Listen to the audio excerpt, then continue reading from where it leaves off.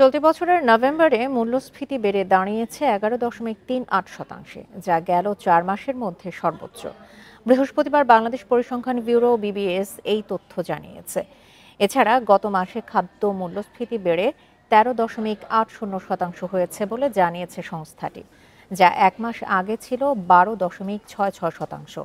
নভেম্বরে খাদ্য বহির্ভূত মূল্যস্ফীতি বেড়ে দাঁড়িয়েছে 9.39%, যা আগের মাসে ছিল 9.34%। এদিকে 2023 সালের একই সময়ে খাদ্য ও খাদ্য বহির্ভূত মূল্যস্ফীতি ছিল যথাক্রমে 10.76% এবং 8.16%।